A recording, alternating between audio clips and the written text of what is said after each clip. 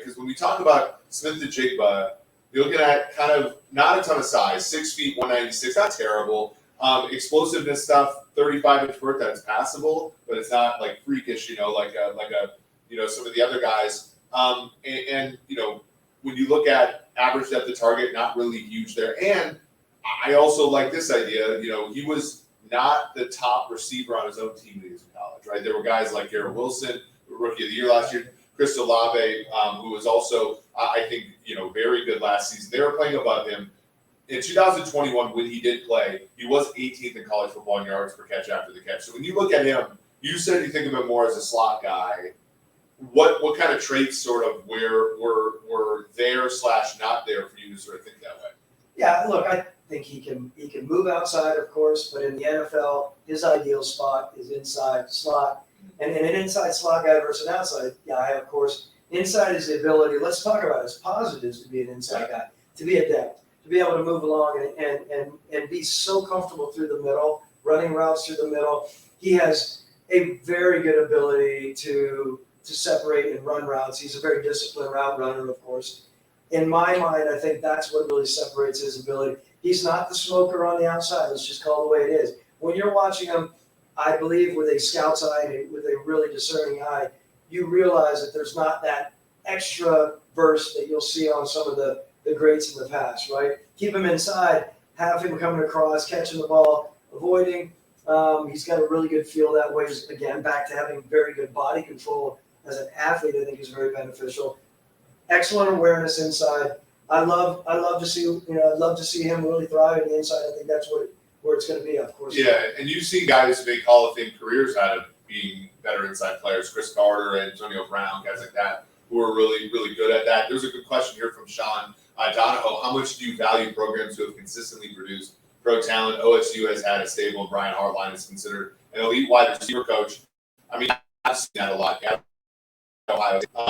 I think that there could be positives and drawbacks to that, right? Like a guy's given the benefit of the doubt when maybe he shouldn't be, or but there is something to say, like if he can go through this program, there's a second checking off piece that he goes through. Yeah, we look at the programs for sure at any positions, but in this case as a receiver, we look at how long they've been together. Of course, we also look who's coaching him, who his coordinator is. Does a position coach truly thrive in the development of the receivers? I mean, those are important things for us as well. And again, back to the system, type of routes he's running, of course, and the frequency of what he's running obviously is important for us. In the end, however, we always say the vid does not, or the film does not lie.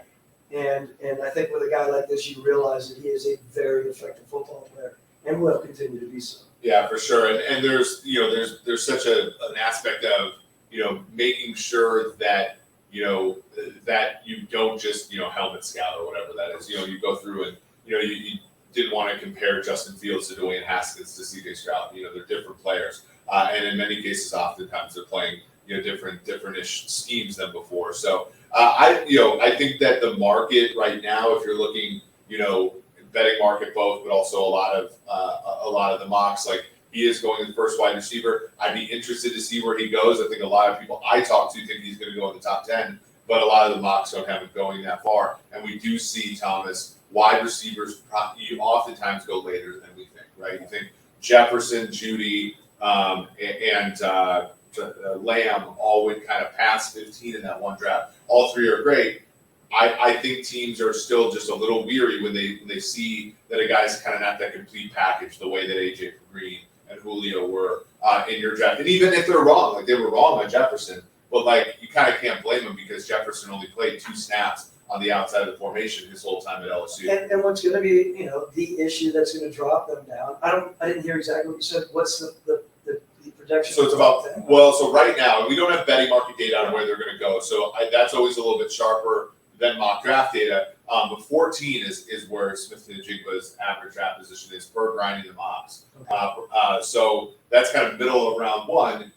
That can obviously change. You can go to that website and look at the evolution where it's gone down or up. But that would be a good question to look at. I would think I get that 14 area.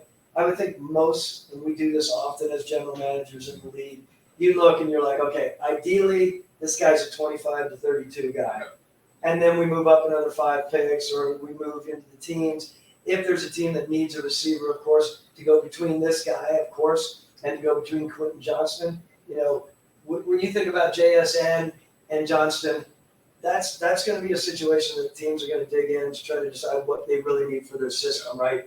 The hands thing is obviously on the favor of JSN. I get that, but just remember that 14 will be interesting to see if there'll be teams looking for it. And I think ideally he's in the 20s, but if someone needs that position more, I will say this. Remember, this is really important. I mentioned this, I think, in a diatribe that I passed along to the group this weekend. It is really important when you're talking about players in our world in scouting to make sure that you are paralleling the same type of player, right? Yeah. You're not going to talk about a guy like JSN with a guy who's a 4.2 smoker. You have to pull together the physical side as well as the the explosiveness. That's when you're comparing. GMs and head coaches love comparatives from their scouts. So they love. I said this at the Ohio State conference the other day. I said, like, the most empathetic thing you can do in football is go to the other person's experience. That's always like, when I talk to you about your career, I can get I can often make a better conversation by paralleling something with something you've experienced before. And when you think about comparables, that's a huge, and that's why, like, if you're an up and coming, you always preach this, but when you're an up and coming person in analytics or in scouting, like, you do have to have a Rolodex. The league has existed for longer than the past 3 or 4 years, and you have to be able to go back and say, this guy reminds me, this guy.